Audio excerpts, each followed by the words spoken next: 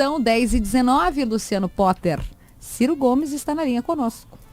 Como é que está, Ciro Gomes? Bom dia, tudo bem? Bom dia, Luciano. Um forte abraço a você, a Kelly, ao Davi e a toda a gente querida do Rio Grande. Desculpa o seu petão, que a gente foi pego de surpresa com essa notícia do interior de São Paulo, né? Onde crianças foram baleadas na escola. É chocante mesmo. Esses boçais que dominaram o debate no Brasil estão trazendo para a nossa vida as piores práticas norte-americanas. E é isso aí. Bom, vamos lá. Ciro, a gente está vivendo, obviamente, um momento conturbado. Eu quero pegar um assunto quente, né? Que é esse assunto de ontem. E como é que tu está enxergando essa investigação que está completando quase um ano de idade, né? Em cima do assassinato da vereadora Marielle. Como é que tu acompanhou os fatos de ontem, as coisas que estão acontecendo ali? Vou destacar o lado positivo para depois falar daquilo que mais me choca, que é a caixa de Pandora, ou seja, parece que se destrampou a caixa de dejetos da vida brasileira a partir do Rio de Janeiro, mas basicamente é importante a gente chamar a atenção de que sem disparar um único tiro, usando aquilo que de fato é a verdadeira e moderna polícia científica, a investigação, o serviço de inteligência, se desvendou um dos mais chocantes crimes, embora tenham sido praticados por profissionais de alta periculosidade e alto treinamento. Isso é um lado importante para a gente mostrar para o povo brasileiro que não é subir favela, entrar em bairro pobre, atirando a esmo, matando gente inocente, que nós vamos resolver o gravíssimo problema da violência. De outro lado, eu estou muito, muito angustiado com alguns fatos que têm aparecido. Vou começar com um que ninguém está muito dando atenção. No acervo de 117 fuzis, se descobriu uma facção, ou pelo menos um, oriundo de arma exclusiva do Corpo de Fuzileiros Navais dos Estados Unidos. Olha, Luciano, essa arma é feita na Alemanha e é exclusiva, ela não está nem no site da HK. Ela é feita sob encomenda para o Corpo de Fuzileiros Navais dos Estados Unidos. É uma arma altamente perigosa e foi encontrada junto com essa estrutura de milicianos que matou a Marielle. É necessário que nós não façamos disso um mero detalhe, porque ninguém trafica uma arma do Corpo de Fuzileiros Navais norte-americano. A diplomacia dos Estados Unidos e o Brasil têm a obrigação de se entenderem e trazer a público a explicação de como pode uma arma de uso exclusivo dos fuzileiros navais, que é a elite da Força de Defesa e de Ataque americana, estar na mão de milicianos no Rio de Janeiro. A maioria das armas estavam desmontadas, né? Estavam desmontadas em caixas.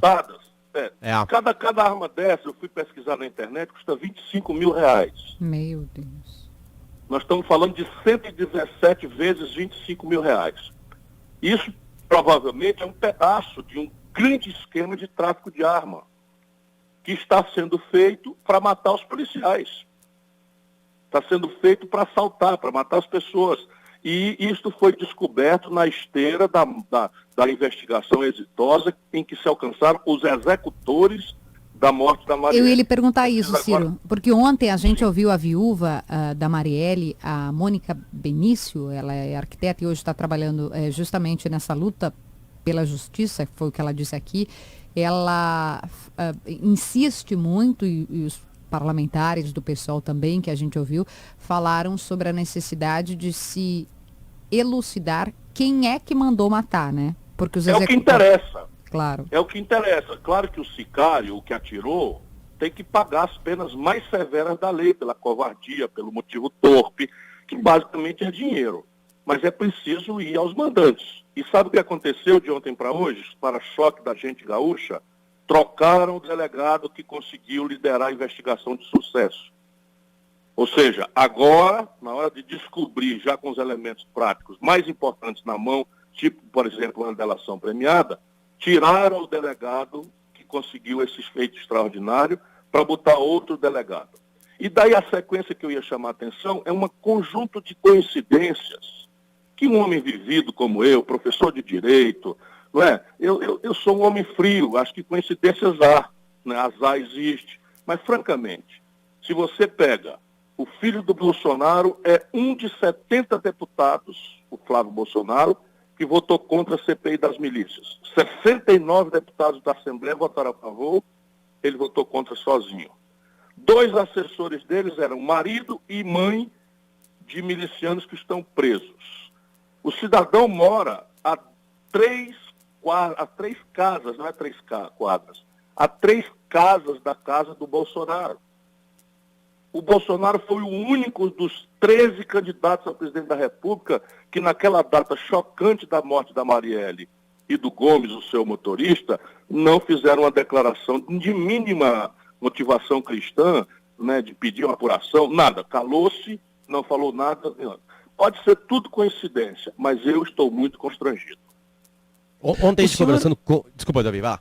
Não, vai, Patrick. Não, que ontem a gente conversava com a Mônica, né, a viúva, e a gente falou isso aí, essas coincidências que são. Ela, assim, ela disse que levantar isso poderia atrapalhar o processo da polícia e dos investigadores, linkar essas coisas a outras. Ontem a gente até viu o presidente dando algum tipo de depoimento para vários repórteres e disse que quer saber também quem mandou matar. Ele falou que quer saber quem mandou matar ele e quem mandou matar ela. Perfeitamente. Qualquer pessoa, essa é a minha formação, não é a do Bolsonaro.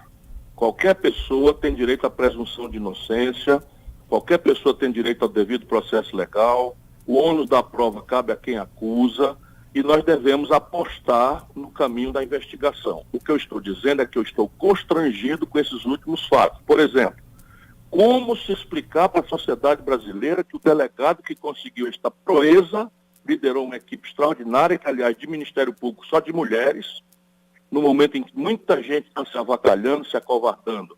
O Ministério Público, de basicamente jovens mulheres do Rio de Janeiro, tomou a frente de liderar essas investigações. Como se explica a troca do delegado? Mas parece que ele não foi trocado. Hoje, pelo menos... Eu estou aqui lendo, me preparando para a entrevista com vocês, os fatos estão tão graves no Brasil, que eu estou aqui lendo em tempo real as informações. Se eu estiver enganado, me desculpo. Mas porque o vice-governador do Rio... O vice-governador do Rio disse agora no programa anterior, no Atualidade, mas... que não iria mudar o delegado. Não, o senhor está correto porque os sites estão dando isso. Mas o vice-governador disse o que o Davi está dizendo. Mas acho que é consequência da repulsa e da revolta que causou em muitos de nós. Sim, provavelmente. Mas o ato do delegado, eu ouvi a entrevista do chefe da Polícia Civil do Rio de Janeiro, dizendo que ele seria afastado porque tinha completado a missão dele. Pode ser que tenha retroagido. Se for, é uma barbaridade mesmo. Agora, eu queria... O senhor está falando aí sobre as coisas que estão acontecendo no Brasil hoje, da forma como estão acontecendo, e a gente vê assim que o Brasil, isso já se deu, digamos, na campanha eleitoral, da qual o senhor foi um dos protagonistas, e antes mesmo, uma polarização, né, entre PT, os bolsonaristas, e muitas vezes até com reações similares, né? A gente está vendo assim... parecidas, são rigorosamente o mesmo fenômeno. Pois é. Nada mais parecido do que um fanático petista do que um bolsonarista fanático. Pois é. Eles não compreendem a realidade, eles se recusam a perceber o real, constroem narrativas imaginárias a serviço da tese mais disparatosa possível e se explicam um sustentado no outro. Então o Bolsonaro agora pode fazer qualquer coisa porque o Lula fez também. E eu estou dizendo que esse ódio vai matar o Brasil. Estou dizendo isso há muito tempo. A justificativa é isso, né? Mas o PT fazia, tal, o PT não sei o que tem, isso o PT... Mas o senhor, como uma das lideranças, digamos assim, que não está entre esses dois opostos, aliás, que está entre esses dois opostos, na verdade, só não está nem no lado nem no outro. Levando bala dos dois lados. Exatamente. O senhor vislumbra a possibilidade de uma nova corrente política ser criada no Brasil e que seja forte o suficiente para apresentar alternativas para a população? Eu vejo a possibilidade, mas sei pela minha experiência que é um esforço muito difícil, muito complicado. Nós temos que construir uma corrente de opinião que basicamente não seja vinculada a personalidades. Ainda que o fato político precise de personalidades, ainda que o fato político precise, vamos dizer, de referências, de liderança, o que o Brasil precisa, na verdade, é compreender-se a si mesmo. Entender que essa crise estrutural que nos tange desde os anos 80 é uma obra política, não é uma consequência acidental de acertos e erros conjunturais do dia 2 ou do dia 20. Por exemplo, eu tive no Rio Grande do Sul. todo o Rio Grande do Sul, 70% do Rio Grande do Sul, inclinou-se pelo Bolsonaro. Eu compreendo com a minha alma, com o meu respeito, mais do que com isso, com o meu amor de irmão patriota dessa gente de valor do Rio Grande do Sul, as razões, porque o Rio Grande do Sul cultiva a decência, o Rio Grande do Sul cultiva o valor do trabalho, o Rio Grande do Sul cultiva, enfim, uma série de valores fundadores da própria nacionalidade brasileira. E, de repente, se viram violentamente traídos pelo PT, a quem deram vitórias expressivas em muitas eleições. E veja que o PT do Rio Grande do Sul nunca esteve em lista de safadeza, a maioria, Tasso Genro, Olívio Dutra, Fontana, Miguel Rosseto, para lembrar rapidamente aqui, nenhum desses esteve em nenhum dos escândalos que a turma do Lula esteve envolvida. Mas o Rio Grande do Sul resolveu votar contra. Eu chamei a atenção para o fato de que a economia política, o jeito de compreender a economia do Brasil, que o Bolsonaro recrutou, sem entender patavina disso, que é o Paulo Guedes, destruiria a economia brasileira, a economia rural especialmente, em 24 meses. O senhor chamou atenção sobre isso, exatamente. Claro, porque subsídio é uma perversão na cabeça desses caras que foram treinados em Chicago e não conhecem o Brasil. Sabe quanto um comerciante de Porto Alegre desconta um duplicata? 40% a 50% ao ano. Sabe quanto é a taxa de juros para o presidente da Farsul financiar seu negócio de criação de gado? 5% ao ano. E ele acha que isso é um acidente, que isso não é uma decisão de modelo de economia política. E agora está aí despoderadamente. O Brasil vai perder um mercado de 30 bilhões de dólares de soja e de proteína animal pelas loucuras desses boçais que nos governam.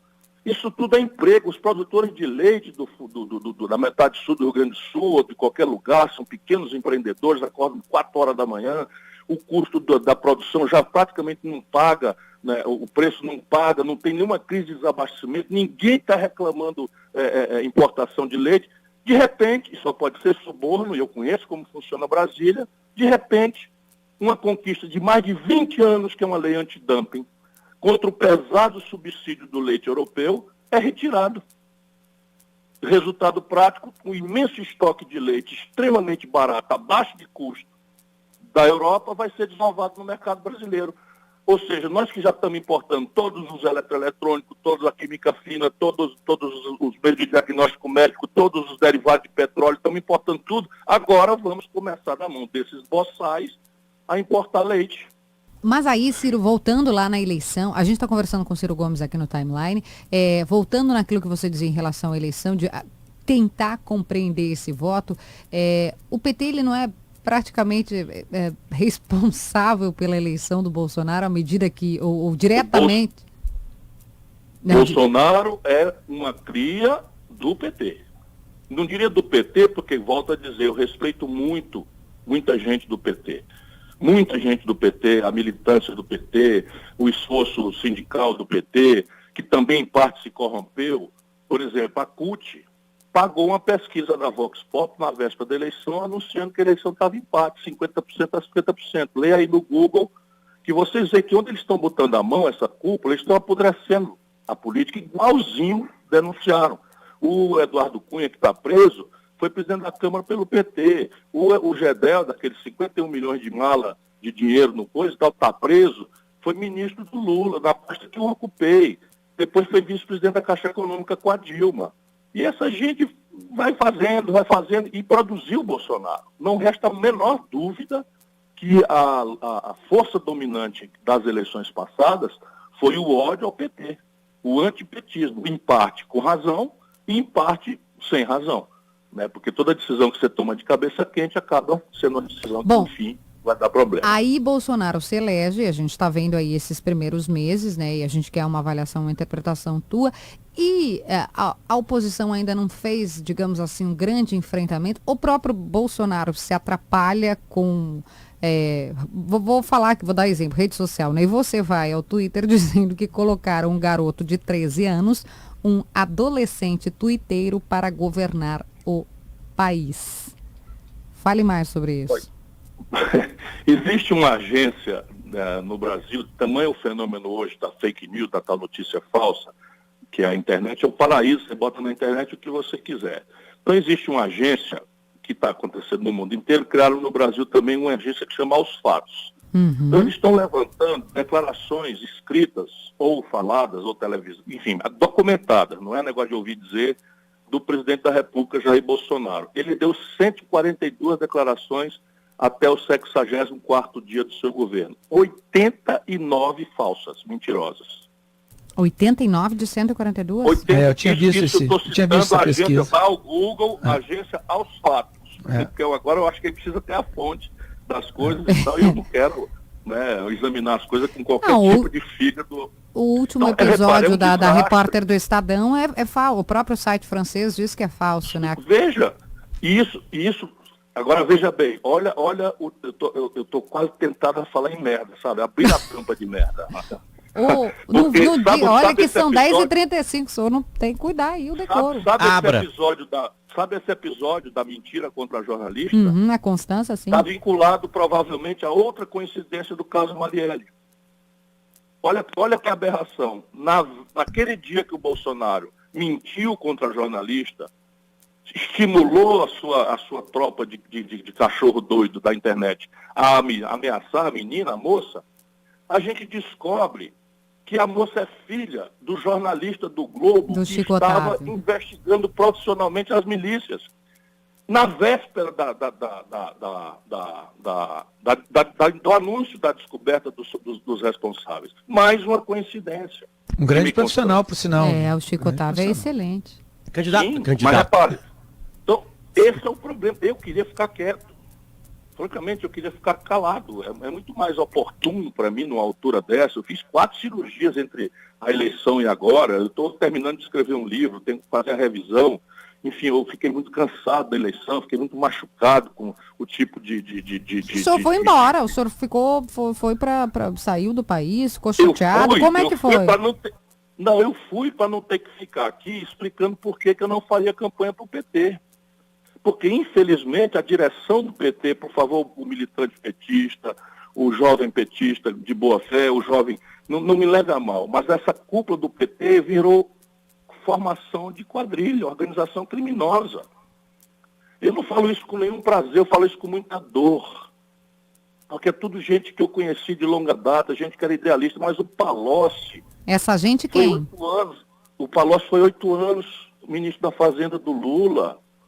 O Palocci foi ministro da Casa Civil, mandando no governo da Dilma. O Palocci é réu confesso. O Palocci declarou um patrimônio de 100 milhões de reais, que o povo do Gaúcho não sabe quem é, mas o Palocci, o meu contemporâneo no movimento estudantil, o Palocci era da ala radical da Libelu, que era uma ala trotskista. Como é que o cara, eu tenho 40 anos de vida pública, o meu patrimônio não evolui, não sai de 1 milhão e pouco, que já é muita coisa para o povo brasileiro. Como é que pode isso? Então o Gedel Vieira Lima encontra 51 milhões de reais e o Renan Calheiros mete a mão na Petrobras e o Eunício Oliveira mete a mão na Petrobras. Eu não estou falando do passado, não. Essa gente se aliou com o Renan Calheiros agora, nessas eleições. Se aliou com o Eunício Oliveira, que é meu conterrâneo. O Eunício Oliveira está processado na Lava Jato por 10 buracos da Petrobras. Ciro, deixa eu pedir uma licença, porque a gente tem um repórter lá de São Paulo, parece que a coisa não está muito... Está bem complicada e delicada. Eu vou lhe pedir licença, senhor, por gentileza, fique aqui com a gente. Tem um repórter, Hermínio Bernardo, da CBN São Paulo. As informações, por gentileza, Hermínio.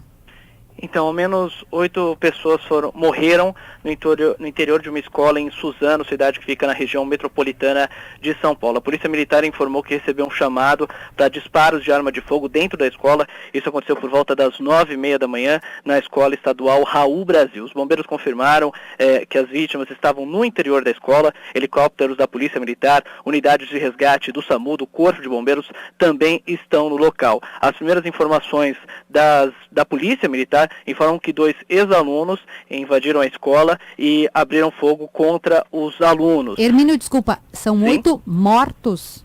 8 pessoas morreram. Entre os mortos seriam 5 crianças, 5 alunos dessa escola, um funcionário que ainda não foi identificado e os 2 atiradores que teriam se suicidado na sequência. Ao menos 8 mortos. As equipes de resgate ainda estão no local, estão fazendo os primeiros atendimentos. Esse número certamente pode subir ainda. Alunos de que série, Hermínio? A escola é fundamental ao ensino médio, então crianças a partir de 13 anos até 16, 17, final do ensino médio. Meu Deus do céu. Pode existir mais corpos ou seria um número final, após os dois atiradores se matarem?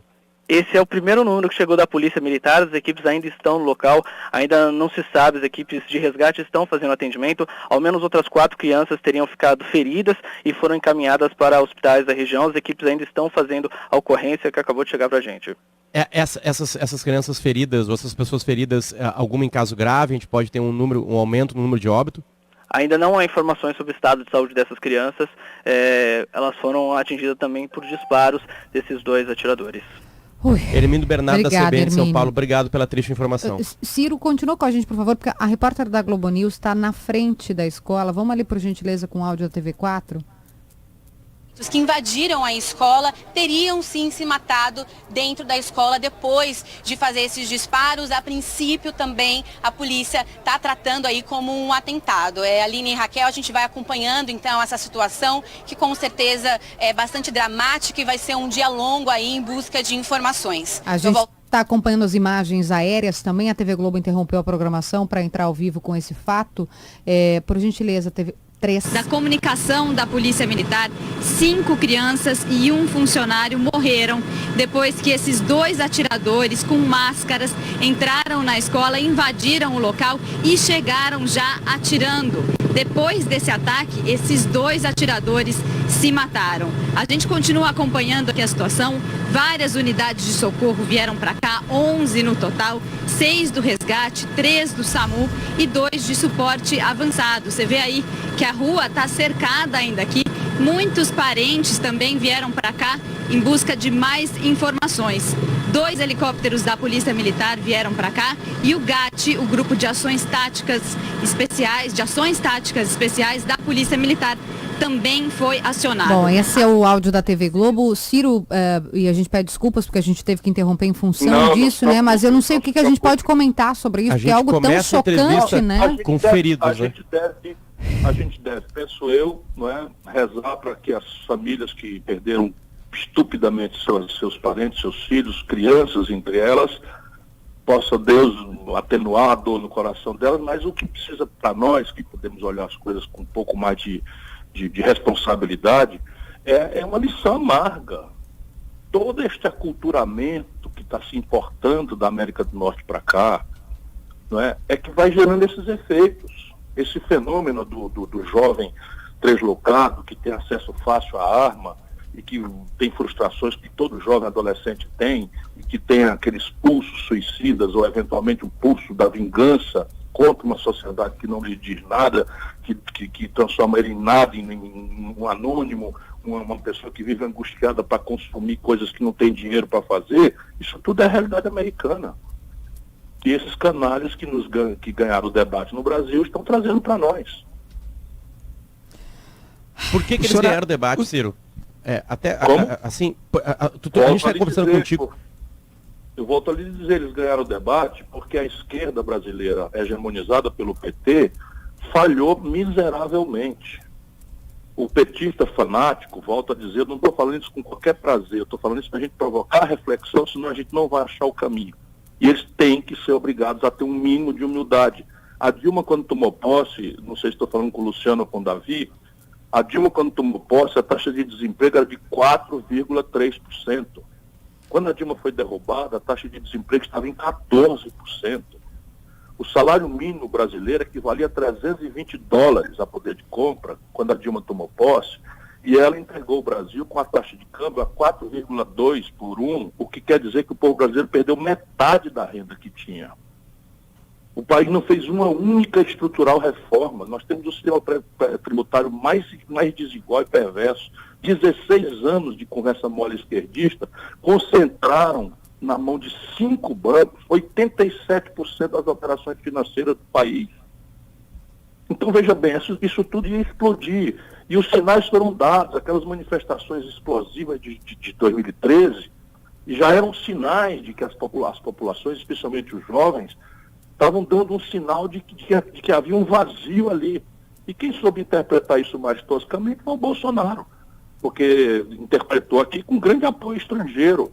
essa guerra híbrida, pegar o pobre desempregado, o pobre que é maltratado no posto de saúde e tal, e que tende a querer mudanças, e ele troca na cabeça do pobre a luta por emprego, por igualdade, por salário, por renda, por aposentadoria, por segurança pública, ele troca por essa agenda moral que o pobre está adquirindo no templo neopentecostal, na igreja evangélica, nos movimentos carismáticos da igreja católica, e o PT não entendeu nada disso, pelo contrário. Refugiou-se numa agenda identitária que choca a moral popular por média. Mas aí como é que se organiza, Ciro, a oposição, ou o que será feito para esse enfrentamento a partir de agora? Então, se o PT não entendeu nada, e pelo que a gente viu na eleição de fato não entendeu, como é que, e você, que papel terá à frente dessa oposição? Esse é o grande desafio. Nesse momento, eu estou pensando o seguinte: nós precisamos ocupar o território enquanto a luta concreta não se estabeleceu. Porque nós ainda estamos aí no calor de um terceiro turno, né, da eleição e tal. Isso é bobagem. Isso é completa bobagem. A eleição só tem 2 turnos, o Bolsonaro está eleito, fato consumado. O que há de substituição para o Bolsonaro é o general Mourão, que está claramente cobiçando o lugar com muita pressa, né, é o contraponto de todas as baboseiras do Bolsonaro. É a notícia que do general Mourão, que eu conheço, é um homem bruto, eu chamo de jumento de carga, tal é a aspereza e o despreparo e a grosseria com que esse homem existe. É um oficial absolutamente medíocre do Exército Brasileiro, mas é o vice-presidente da República, e está querendo o lugar, né? Enquanto isso, né, nós precisamos organizar a nossa posição no terreno. Então, a primeira grande questão é, nós não podemos, penso eu, do meu ponto de vista, nós não podemos mais aceitar que o lado bandido, o lado quadrilha do PT, diga o rumo do país. Isso quer dizer que o PT não merece existir, hein? Ciro, tweet de ontem exatamente sobre esse assunto. Gleisi Hoffmann, que assina como Gleisi Lula Hoffmann. Isso, Ciro Gomes é um coronel... Adquiriu o sobrenome Lula, pois é, adquiriu o sobrenome Lula. Isso aí o brasileiro vai vendo como é que as coisas são. Ciro Gomes é um coronel agora, oportunista... Agora se eu botasse Ciro Itamar Franco Gomes.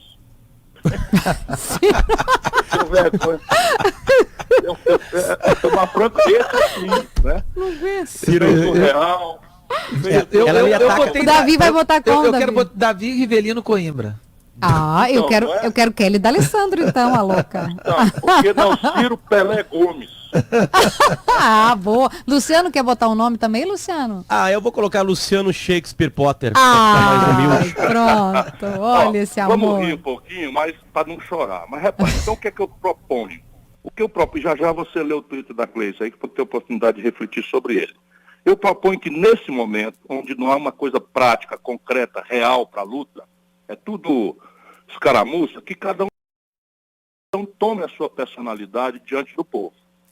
E a partir da luta real, o posicionamento é que vai ditar a aliança ou a discrepância. Um exemplo concreto, já houve um momento, posse do Bolsonaro. O PT, este lado bandido do PT, resolveu não ir à posse do Bolsonaro. Ora, quando a Dilma foi eleita e o Aécio negou reconhecer o resultado da eleição, ajuizou ações só para pentelhar a Dilma, como ele próprio disse, o Aécio. O PT chamou isso de golpe.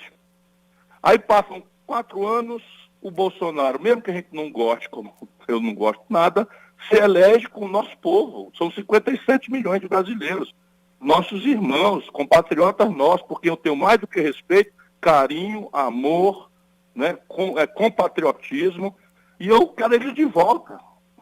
Eu quero eles de volta para o jogo da democracia, da serenidade, do equilíbrio, do projeto nacional, etc. Pois bem, o PT não vai à posse. Eu não fui, mas porque não tenho lá, mas o Congresso Nacional, o PDT, foi.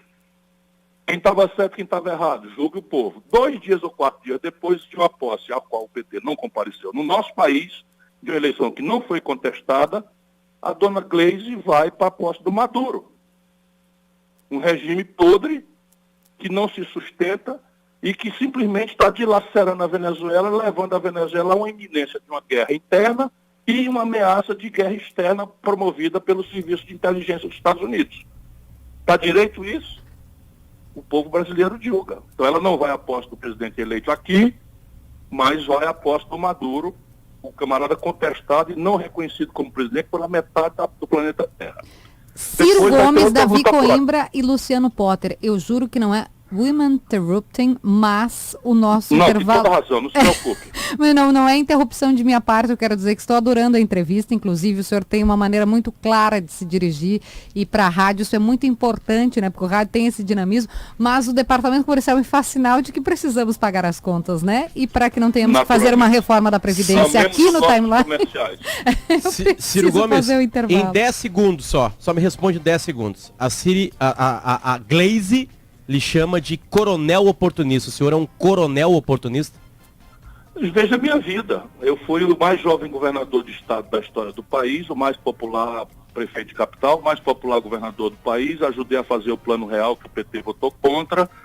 Saí do país para estudar, larguei a política, não tenho fortuna, não sou sócio de ninguém, 40 anos na vida pública, nunca respondi por um escândalo, nunca. Nem para ser absolvido, eu fui chamado de qualquer coisa. E aí, não tendo o que dizer, me chama de coronel. Por quê? Porque eu venho do Nordeste. Então, qualquer liderança, né, que venha do Nordeste, que tem alguma longevidade, chama de coronel. Agora, lá no Ceará, eu não sou dono de nenhuma rádio, não sou dono de nenhuma TV.